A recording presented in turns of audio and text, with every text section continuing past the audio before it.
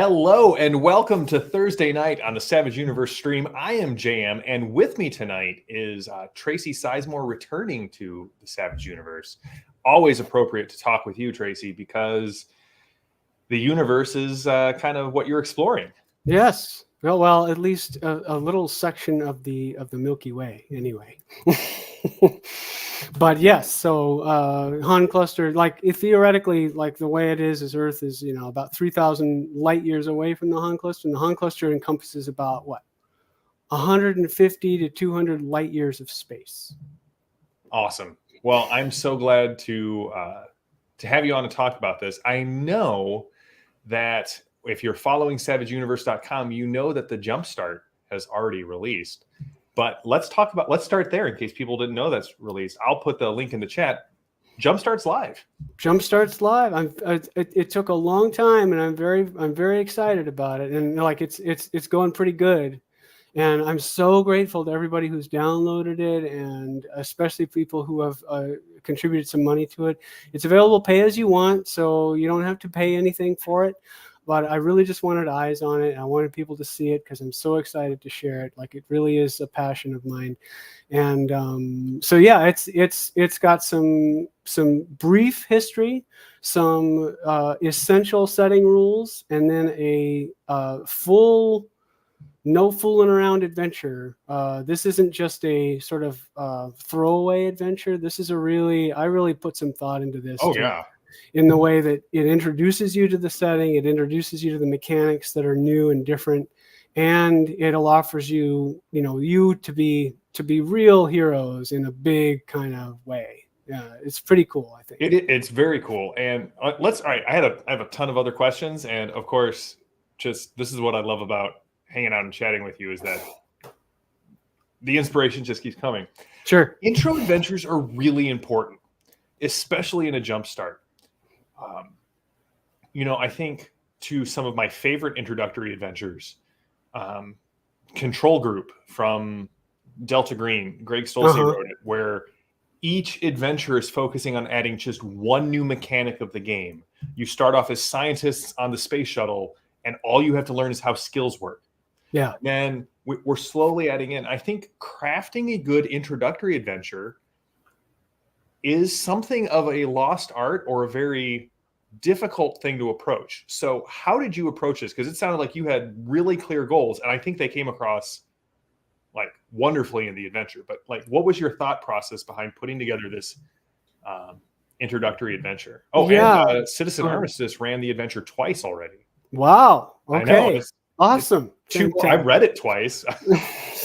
And yeah, and Armistice is a friend of mine. So I've been in contact with him a little bit about him running it and stuff. And I mean, not interfering or anything. He does what he wants, but he's just a really great advocate, and has been super useful to me as a sounding board and all that stuff too. So that's a shout out to Armistice.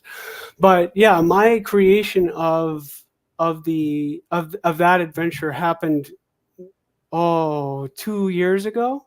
I started running it early on, but the thing is, the creation of it was very specific. I was like, okay, I need something that viscerally and unequivocally shows off what is possible with this transhuman ability. These transhuman abilities we've got in the Han Cluster. And I want to show it off in a way that is fun and interesting and quick to get into. And, we're not dilly-dallying all that. So I really thought through it and okay, so what's the most extreme and interesting thing that could happen? And that is, everybody is separated. I want to show you that you can ghost travel over light years in an instant, right?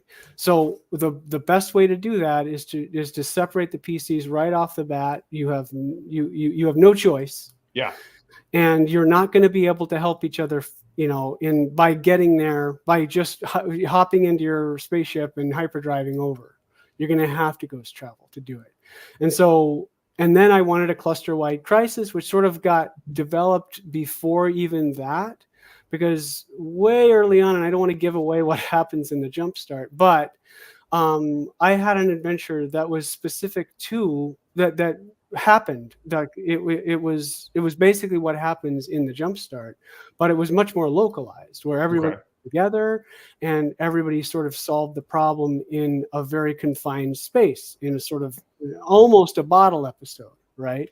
Yeah. But then I decided, oh no, this could be a cluster-wide emergency, because I've figured out some other stuff about Draxel communications that I can exploit, and how all that works, and this paranoia between Earth and the Han cluster that's in play, a sort of essential thing about the setting. And I can put that all together in this mishmash, and then creating it and making it so that I wrote it out in a way that people could actually run it was a whole nother challenge. Like, I'd run it, but writing it in a way that people who had not touched the Han cluster before could understand and run it. I stole, like I said, I think on the previous stream that we had together, I stole some of the ideas from the Torg Eternity Day One adventure book, where they give you explicit, like, here, these are the little bold instructions we're going to give the GM, and then we're going to introduce a mechanic. Yeah.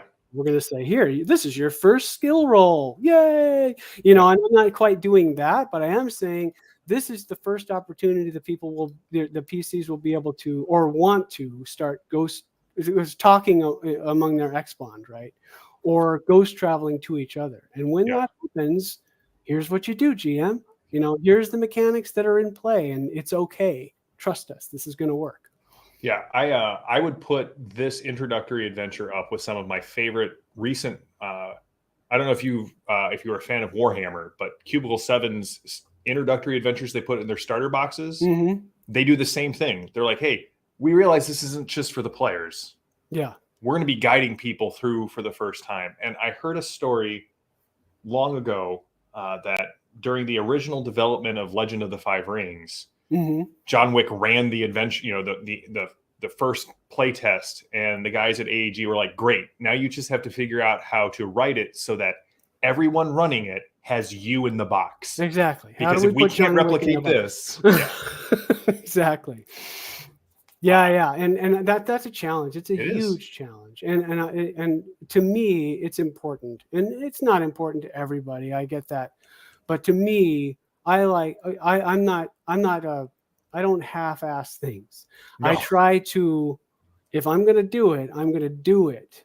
And sometimes that means my adventures are a little longer than others. And at the same time, but I'm like, but this is the heart of the setting. If we don't have that heart here, if we're just fighting a bunch of interesting bad guys and then we go home, like, that's cool and that's super fun. Yeah. But I want you to experience what the Han cluster is, and that means we have to introduce some of these little more subtle things, like connection between people, and maybe introducing Coral's sister, and because she lives her own life, and this is important. This is an important aspect of the setting. Well, and if you're passionate about it, you can't do anything else, right? That's I don't have a choice. So I'm with Landauer. Landauer says he's excited for non-dystopian space futurism. Yes, 100%. And that is a Curse of the Crimson Throne box. I practiced this move, nice. Chris, so that, like, I can just point to it and not. It just came off so smoothly. I clearly had to have practiced. It's almost like you're there. Speaking of Torg, just a slight aside. Trisha says hello. So my wife worked with you worked on some stuff with Torg, and just with Torg, say hi. Well, hello back. Awesome. So let me ask you this before we get further down. Transhumanism is it's somewhat of a niche sci-fi genre, because, as Landauer pointed out, most of our sci-fi that people like are dystopian in some way. The William Gibson's cyberpunk, the darkness of the alien universe. We had a little bit of bright futurism, Star Trek original series, Next Generation. I think we started to see it go away from that during the DS9 era, and then that's just continued. So I was going to ask, what are your favorite if you had a Appendix N for the Han Cluster? What are like your top 5 transhumanistic fiction that you could say, hey guys, if you like the Han Cluster, look at these because these are at least of a similar vein, or I love them. Right. And I do have a working Appendix N, right? Awesome. So just in case there is room in the book, I've got a list that's ongoing, and certainly the Star Trek series are near the top of that list, right? Okay. Because they are a huge influence to me. Yeah. They just are. And DS9 is one of my very favorite of the Star Trek series. But also, I mean, The Expanse is a huge influence to me, partially because I wanted the Han Cluster to not feel like we were just hand waving space. Yeah. Right. And The Expanse does not hand wave space. No, it's beautiful. It's really, really well done. Like, and of course the characters, and you care about the characters. There's moments that are just amazingly beautiful between the characters there. The modern Battlestar Galactica is a huge influence. The Cylons are a huge influence. Yeah. Especially Caprica in the same way.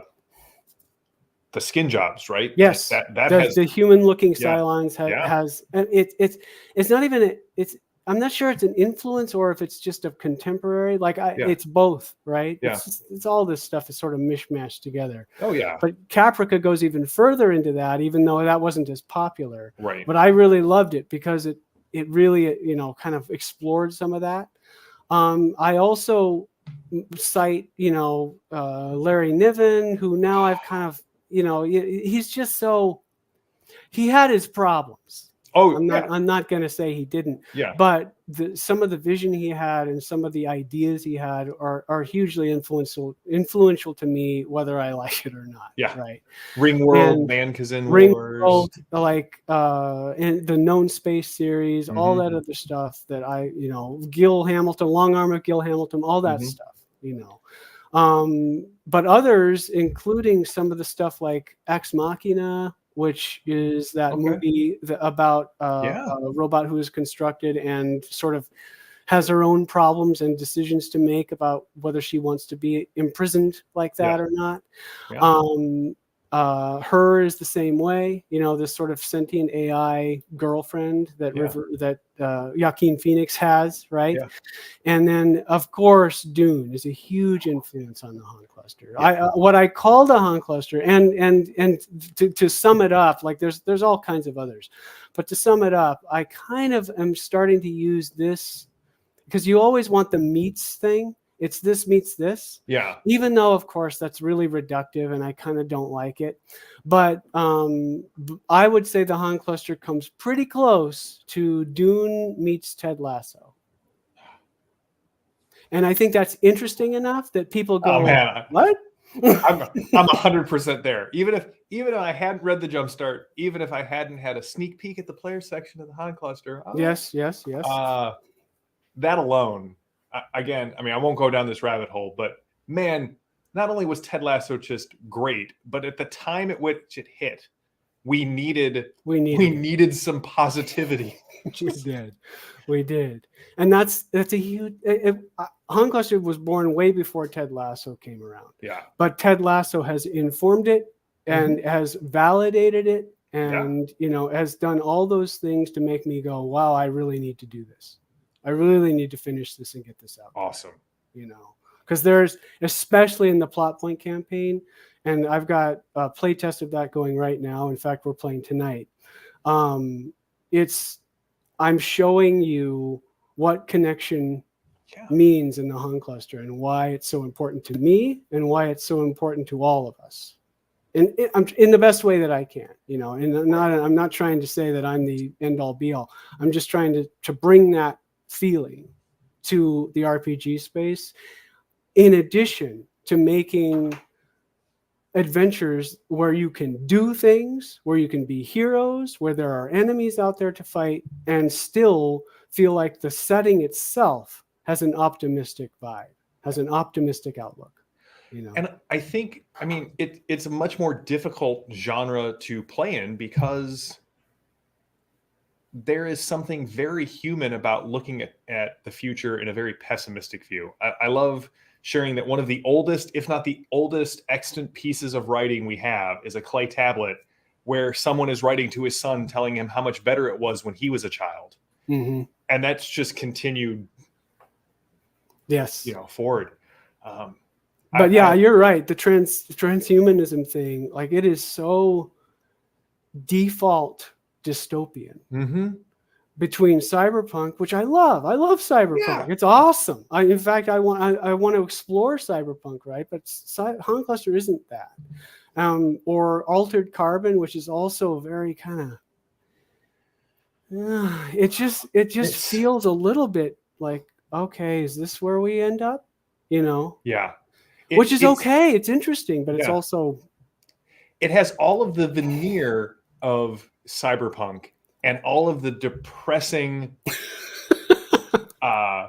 class and consumerism of cyberpunk. Like, it's transhuman on the surface, but it's the closest I've ever experienced it in a modern author is a guy named Peter Hamilton. Mm-hmm. He actually had a fairly optimistic view, right? They're still humans, still are going to be humans. Yeah. Oh yeah.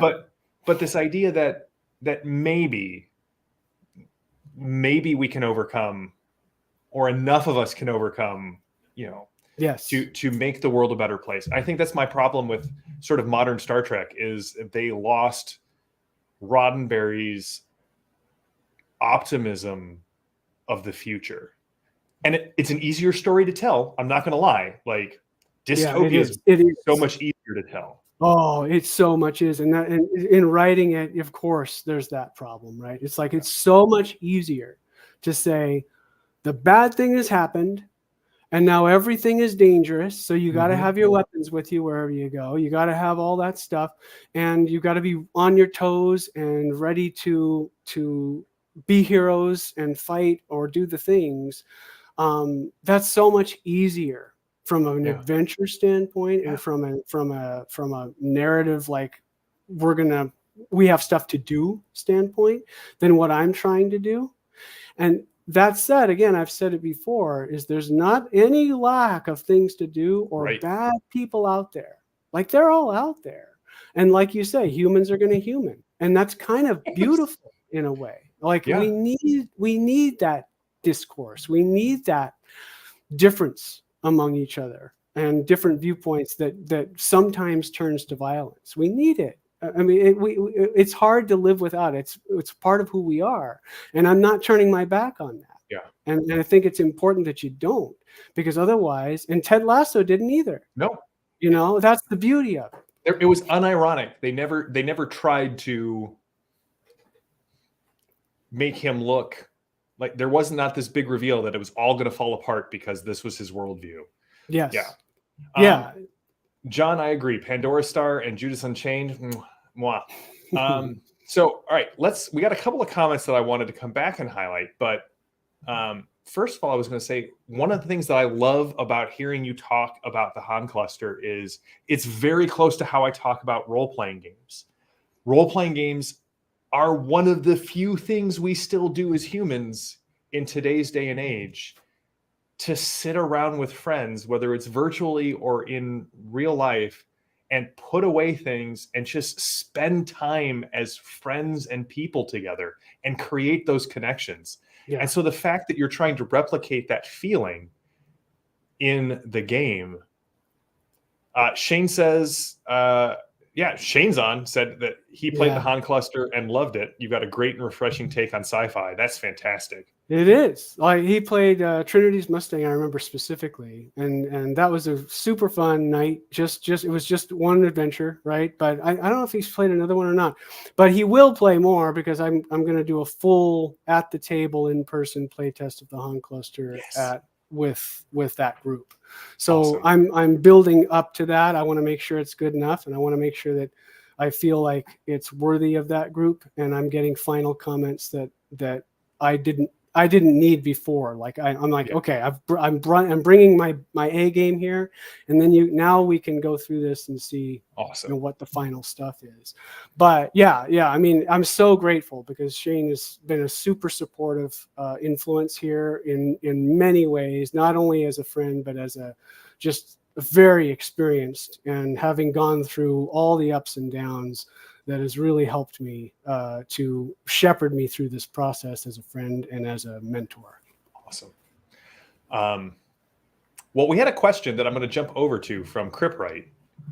How do you bring a feeling to an RPG? What's your method for that? And it's a good question. Well, it's like I said, it's super tricky. And what's really tricky is I can do it as a GM. Mm-hmm. Whether I can write it down for somebody else to do it, I don't know. I'm doing my best, right? And I think I'm doing it, but it does require a little bit more room and a few more words to do it.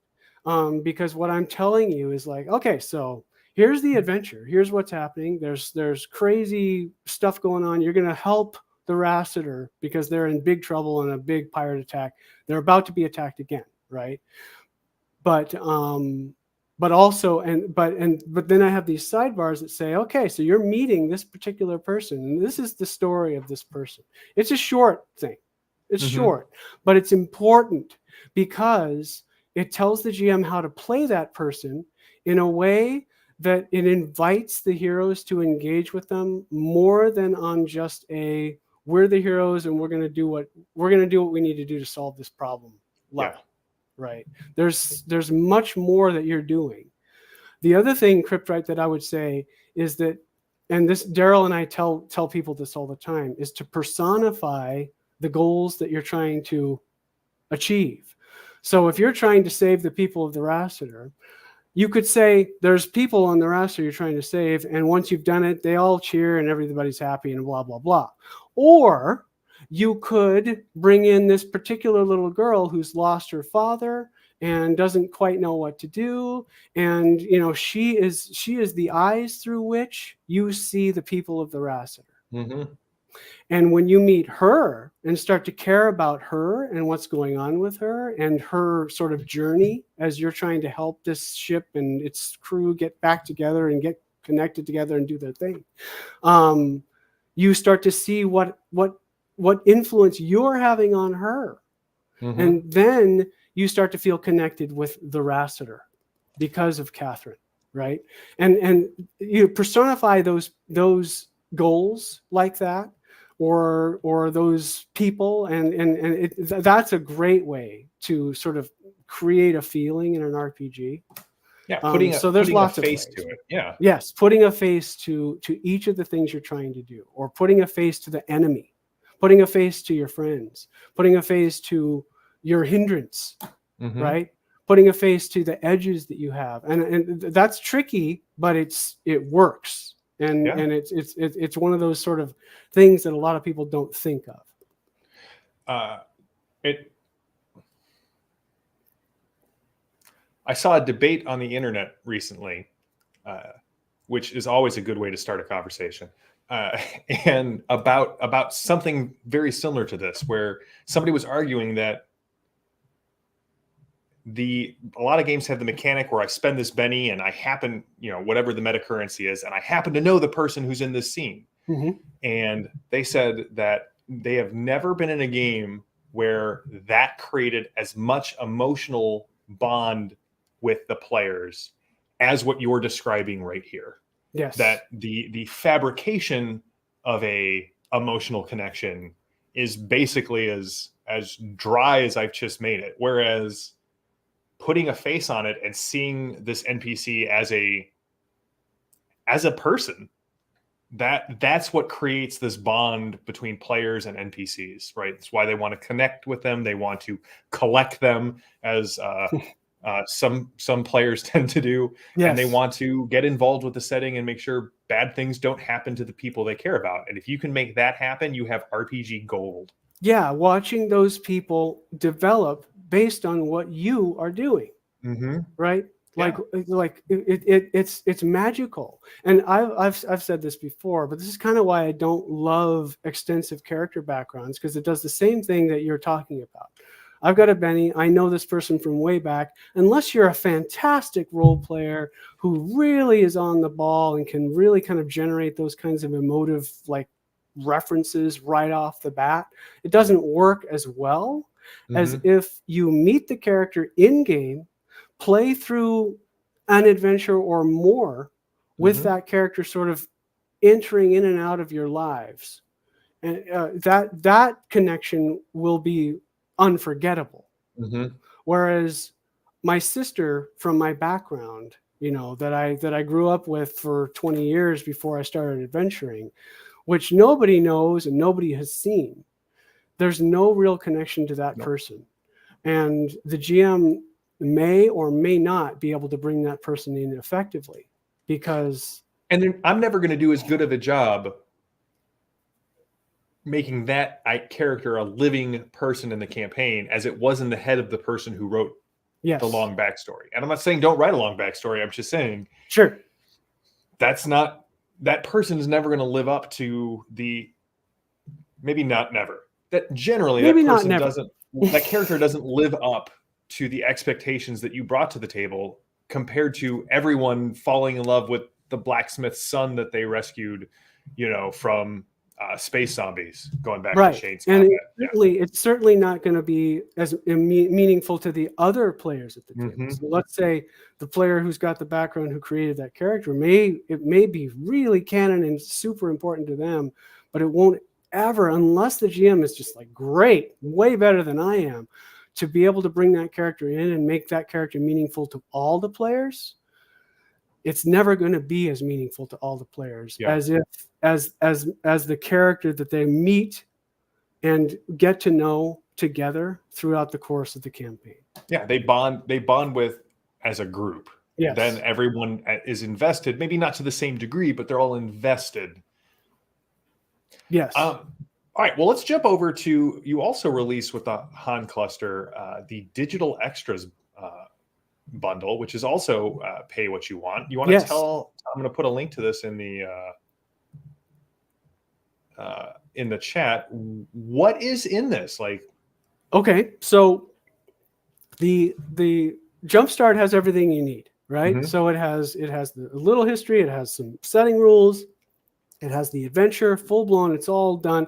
It has all the archetypes or all the pre-generated characters, because they're kind of specific to the Jumpstart in the Jumpstart, that you need to run it. However, because the Han Cluster is the Han Cluster, and because we've got some transhuman abilities like X-bonding and ghost traveling and all that stuff, I really thought it would be really beneficial for GMs to have a few little extras. And one of those extras is figure flats for the archetypes. Not only figure flats for the physical archetypes, meaning like a Crack Bailey or Cicada Lee, who's physically there or whatever, but when they ghost travel, when they detach their next ghosts from themselves and they're somewhere else, then I've got ghosted versions of each of those figure flats. So you have both types, and then you marry that with like a little location plan. So it's just a little 8.5 by 11 sheet that has the 3 major locations of the Jumpstart. The Dennick is where 2 of the characters are. They're at the Hope Expedition Museum at the beginning of the adventure. Onyx, which is where another 2 of the characters are, where they're visiting Coral's sister for her birthday, or at least they're in orbit around Onyx. And then the 3rd location is the Lutz Hub's space station. And 2 of the characters are there. These are all days apart hyperdrive, so they have to ghost travel to each other. So you have this little location map there, and you can use that in addition to the figure flats, put all the physical characters, figure flats in the locations where the physical characters are. And then when they start ghost traveling to one another, you use the ghosted version, move them over to where they move to, and then lay down the physical version to show that they're a sleeper. Right?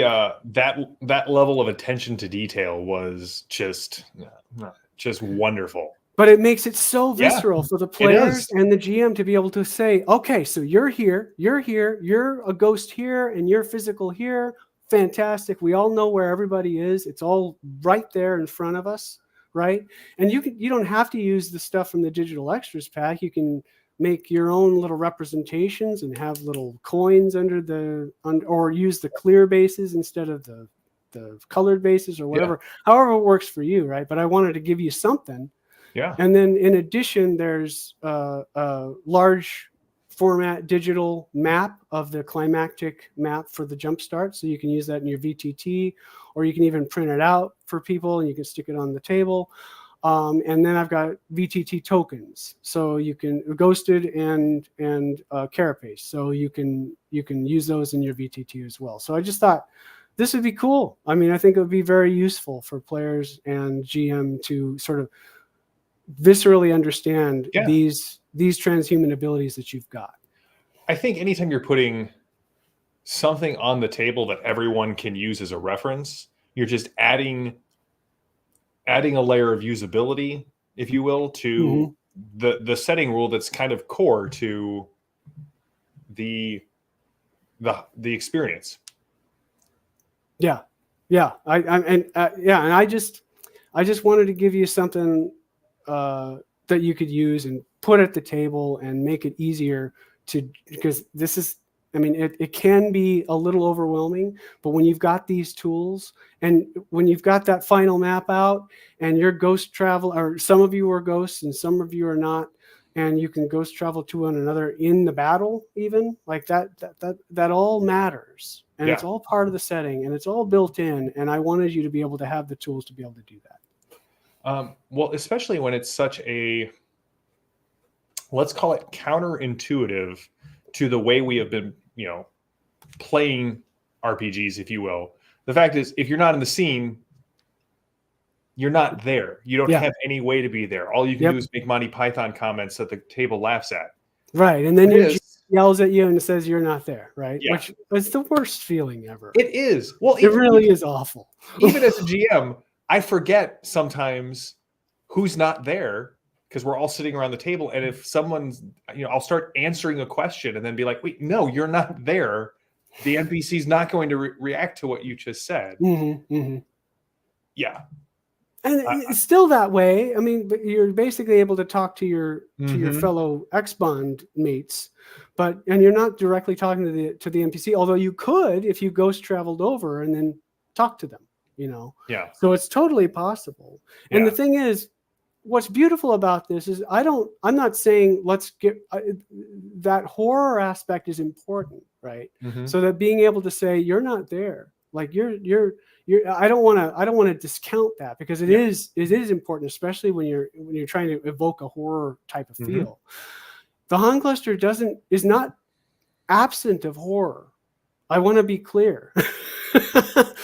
The beautiful thing about these abilities is they're there and they're really reliable until they're not. And when they're not, that really brings horror home. Right. Because I'm used to be able to do this. Yeah. And we're playing, like we just played an adventure that one of my friends wrote for us. So I played the Han Cluster the other night. It was great. And in that adventure, our X-Bond communication link was garbled. So we couldn't really understand each other very well through the X-Bond. And that was unsettling and also super interesting, right? Like, why is this happening? What is going on? And so that's another really interesting question to answer in the setting or to explore, when is this not working and why? Right? Yeah. Star Anvil Studios said, don't split the party unless it's the Han Cluster. Then you're always together. Until you're not. But Until yes. you're not. So I've still got more questions, but now I want to, we were talking before the show on exploration being such a key component of the cluster experience. Do you want to elaborate on that? Kind of say how how you use that maybe through setting rules or in the plot point campaign. I know we don't want to give away too much about the plot point campaign because the joy of exploration is discovery. Yes. So part of the joy of this setting to me is discovery. And the thing is, I generally don't avoid spoilers because it's not that super important, right? Like, I mean, to me Yeah. anyway. But in this case, I do want to try to keep cagey about the plot point campaign because it's so based on discovery and what is happening. Like, I've set up all this stuff. This stuff works. X bonding works. Ghost traveling works. We are here, and this is how Draxel communication works. It's all established, and it just works. The thing is, you don't know exactly why. You don't know how. You don't understand what the next is or why it's there or who built it or if it was a natural phenomenon. You don't know any of that at the beginning. But trust me, I've got all the answers of that. And part of the fun of that is parsing that out through an adventure that is also tied to you actually trying to save humanity in the process. Yeah. And I think not only that, but you're also trying to connect people on the way. And I think that's kind of beautiful. And so in the PPC, that sense of discovery is not only meeting new people and discovering, what they might be able to help you with in this grand adventure that you're on, or this thing you've been chosen for, or however exactly that works, and you're not even sure at the beginning, but also discovering what the next is and how it works and what new things we might be able to exploit from it, Yeah. and like, that's fun, and a lot of that stuff has been thought through. But at the same time, a lot of it is up in the air for GMs to kind of figure out if they want to. But most of my stuff is got answers. But the other thing about the PPC is that I'm not afraid to change the world. So just like Deadlands, a lot of these plot point campaigns in Deadlands make big shifts to the Weird Wests when they complete them. Whether you're in Lost Colony and you're killing Famine, and that's a huge get, right? Famine's dead. We got her, right? But and I'm not afraid to make those big changes either, because I know that there's other stuff to come. So when you're and we talked to Armistice and I talked about this, like, if you're just adventuring around and doing savage tales and whatever, you're basically living in a sort of static Han Cluster environment. You're exploring the setting, but you're not making any massive changes to it. If you want to see the big stuff, you play the plot point campaign. Like, that's where all the big shifts are going to happen, and that discovery is there. But in addition to that, the Han Cluster, like I said, like 150 light years wide and deep and, high, right? Yeah. So that's a lot of space, and most of it is unexplored, which leaves room for GMs to sort of make up their own kind of thing, as long as they have sort of that baseline of what the Han Cluster is. And it leaves room for me to create so much more if this is successful. Right. So there's discovery to be had, and you can show the map too at some point. I was just to say, this seems like a perfect time. So we get to show off some never before seen art from the Han Cluster. And so let's go ahead and add this to the stage. There's the Han Cluster map. Yes, there is the Han Cluster. That thing is gorgeous. Well, thank you very much. Now, what I think is so cool about it is that I made this map. It's completely 100% me. So and it's big, and it's got all kinds of places and all kinds of areas, right? And most of this stuff I haven't figured out what's there. Part of it is because I want room to explore and to see that there might be new things around, right? But also, like, it's big. It's a big place to explore. And I want you to feel that. And I want you to be able to look at the map and say, I want to go here. I want to go into the Ichor Nebula or the Crystal Expanse or wherever and see what's there. And the GM can look in the book and see the sort of the minimal description I've got, and then sort of make up their own stuff if they want to. And certainly Savage Tales bring you all over the place, So we had a question from Cripright. How do prisons work if you can drift to your cellmates whenever you want? Okay, so there are fields. There's technology in the Han cluster. So, like Edenic has binding fields. So, if you're in prison, say for example, and that's something the Edenic tries to avoid, right? But there are bad actors out there. It is what it is. But if you're imprisoned, you could. Be in a cell, right? And there would be a binding field in that cell as well. So you could not ghost travel outside of that cell. Okay. And then there would be a sort of a banish field or a barrier that would prevent anybody who was ex-bonded to you to ghost traveling in. However, ex-bonding is very rare. So most people aren't ex-bonded, right? But the PCs are all ex-bonded together. But there is an ex-bond edge you can take, so you can start ex-bonded to some extra NPC somewhere else, right? But it's rare, so it's not everybody can do that. Like that's sort of a privilege that the PCs have and some rare individuals have. Otherwise, So you just cards. have to detach, right? Yeah. Well, let's just take a look at some of this other new art, and you can just tell us what's going on and Sure. kind of let's go to this one. So this one is Immigrants from Earth. It's a scene on Tract, which is the desert planet of the Han cluster. Tract is where Earth immigrants almost all Earth immigrants first stop, right? Because they're not sort of welcome on Edenic. And the Serpentine Beacon, which is outside of Tract, it's kind of where they set their nav point to go. And then Tract is known as a place that sort of welcomes Earther immigrants. And so this is just Earther immigrants, the two in the center there, who have just arrived on the ship from an 18-month journey from Earth, arriving on Tract, confused, not sure what they're doing, bright lights because they've been cooped up in a spaceship for 18 months, with a couple of our archetypes flanking them. So one is the doctor trying to give sunglasses to one of them. And then Cicada trying to shake hands with his daughter, and say, hi, welcome, And then on the right side there is this man named Dispatch, who is a man from Tract. He's an NPC, but he's well known for providing jobs and getting you a start as an Earther immigrant on the Han cluster. He's one of those sort of, I know lots of people and I can get you hooked up with something for now. Nice. Right. So that's what's happening here.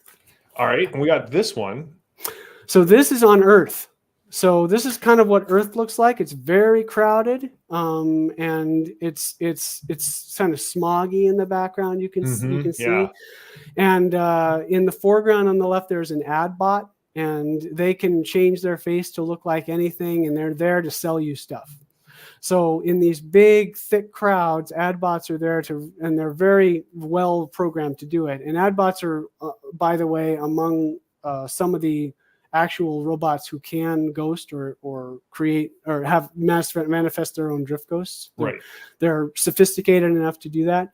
But this one is just trying to sell Cicada, who's one of our archetypes, a hair accessory. And she's super tempted by it. And it's got special abilities that would make it hard to resist.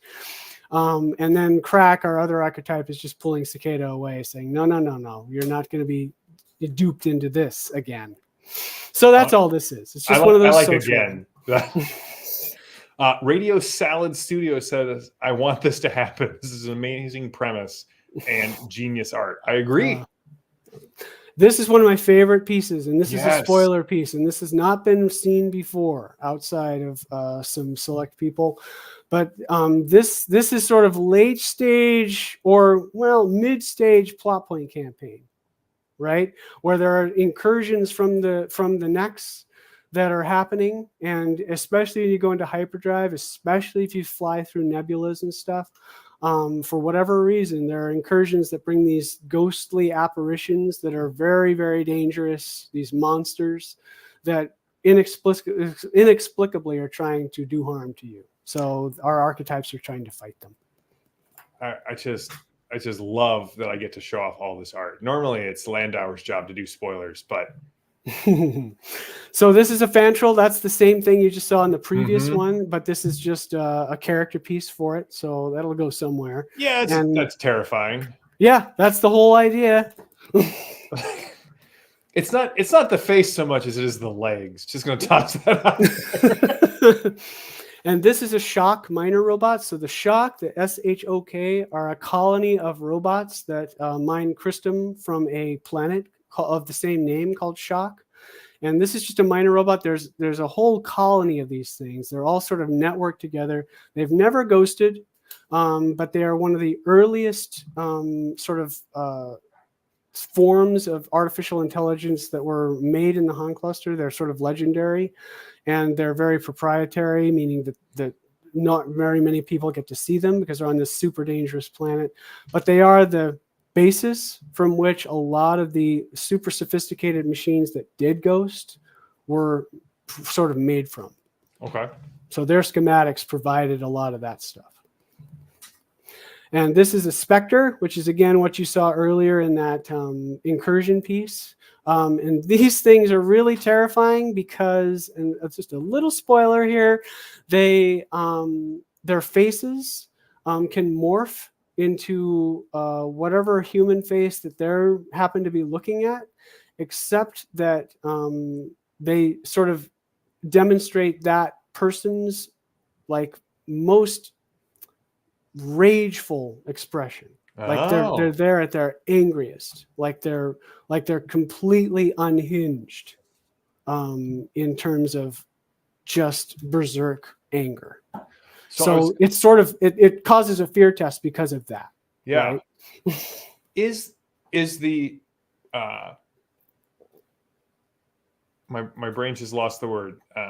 It has a faint gray like gray alien aspect. Is that on purpose? Is there a connection there, or is that not that I know of? I mean, Okay. maybe, but you know, again, who knows? The influences are weird because you know, there's a lot of stuff that I think, oh, this is similar to something I've never seen before, right? You know, there is like something to be said about the cultural zeitgeist, and Yeah. you know, I find it. I love little things like that, right? That Walking Dead and 28 Days Later released very close to each other, and everyone was like, well, did they have any connection? It's like, no, both of these have been in production for years with very little crossover. Elden Ring and the Blackbirds role-playing game both have a central like tree theme, and you're like, what was going on in the zeitgeist when all of that kind of came out? And it's sort of disheartening too as a creator, but at the same time, it's like, well, it is what it is, you know? Yeah. I saw those aliens and the Spectres, and I was like, man, those are like the little grays that would come for you to you know, from classic sci-fi. So I mean, they're clearly living in your head somewhere. Exactly. Living in all of our heads somewhere. So this one is much more optimistic. This one is an image from my Trinity's Mustang adventure, which I've run many times, and a lot of people would recognize because this is sort of the climactic moment in Trinity's Mustang, which now even makes me kind of well up because of what happens in that adventure. But this is Trinity Quark. She's in the front seat of a P-51 Mustang that's 700 years old. Yes. And then one of our archetypes, Circa Han, is ghosted, and she is actually flying the plane. And then behind them is these Wraith fighters from Edenic who are completely confused and confounded about what's going on here and what are these noxious fumes that are coming off of this contraption that is no doubt going to crash at any moment, right? So it's a thrill moment is what it is. That's awesome. And when you've played the adventure, you get it, and hopefully it makes you feel something. All right. Well, Tracy, anything else you want? By the way, I love having you on Savage Universe and talking about the Han Cluster. I could talk about this every week because I truly believe we need more optimistic views of the future, and I'm here for it. You know, I don't know. I like horror too. I do too. I mean, look, you know, I right? do. Right? Being my favorite Cosm and Torg. So I go to Orish and Darkhold far more than I go to anywhere else. I run Deadlands because of the horror aspect. Exactly. But I think you have to kind of love it to still have that optimistic feel and have it work out, have it really work. If you just go full like everything is rosy. Mm-hmm. There's nothing to grab onto. It's like Ted Lasso, right? There are still some conflicts and some bad actors in the world, and there's still like room for redemption and all that stuff. And if you don't have it, there's no narrative to tell, you know.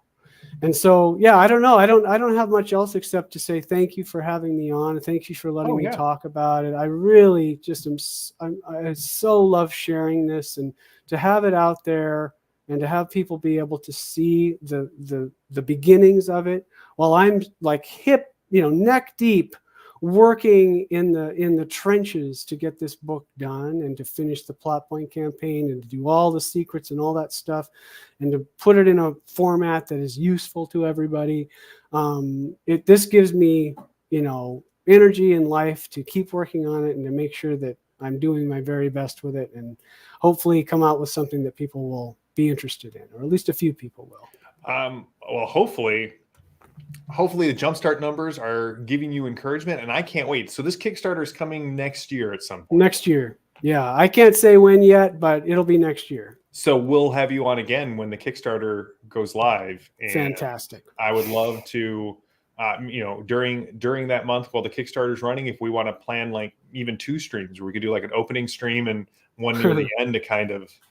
I'll be a wreck. I'll be a complete wreck, but I would be happy to do it. Having run only 2 of them, I can't imagine like the people on, you know, Peg's side who have run multiples of these, or the people who have run, you know, Jim at Studio 2, who's always seems to be having a Studio 2 project going. I'm like, yeah, if I didn't have hair, yeah, they're intense. They are, and you know, you're putting I'm putting a lot of resources into this, and I'm making assumptions of kind of what the response might be, and I'm also not only making assumptions, but also just sort of putting it out there. Here's what I expect the response to be, and hopefully it might actually come back, right? Yeah. With color art and all this stuff that I'm investing into it. Yeah. But I'm doing it because I love it. Yeah. No, 100%. You know, if it falls on its face, it falls on its face. I'm okay with that. But at least it'll be on my terms and in my way, you know. Yeah, I tell people that I wrote Jackals for me and my play group. And the fact that someone wanted to publish it and that other people are enjoying it is just gravy. Stephen King says every book he's ever written have been for exactly 2 people, him and his wife. Yeah. And if anyone else loves him, that's just so. At the very end of this, at the very least, you have your game. I have a game out there, right? And it's something that I've created and I love, and I can look back and be proud of. That's the dream. That's the hope. And that's all I've ever done. Right. And this is just the latest in that endeavor. Awesome. Well, Tracy, thank you so much for joining us. This has been wonderful. Awesome. Well, thank you for having me. I'm just so grateful to have the Savage Universe out there and to be able to come on and talk about it and have some people listen and get excited with me. It means so much to me. So thank you very much, Jim. Awesome. Well, we'll be back next week. We actually have 2 streams next week. On Monday or on Tuesday, I'm going to be talking with Manu. Was not able to connect with Manu for Swag Timber, but we're going to have a follow-up stream with Manu on Tuesday in the afternoon. So check the PEG newsletter. Awesome. It'll have times. And then talk about successful. I know, right? I mean, he just nailed it. He just knocked it right out of the park. Yeah. And then I think Landauer, you're going to be talking with Battle Lords on Thursday. Ah, cool. So, yeah. Well, Tracy, thank you so much. I'm so excited about this coming out to Kickstarter. I will shout it from the rooftops when it does and drive as many people as I can. Hopefully not kicking and screaming, but if necessary, kicking and screaming. Sure. To the Kickstarter when it goes live. Well, thank you so much for the support. I really appreciate it. It's priceless. Thank you. All right, everybody. Until next time, go out and play some Savage Worlds and may all your dice ace. Have a good one. Bye, everybody.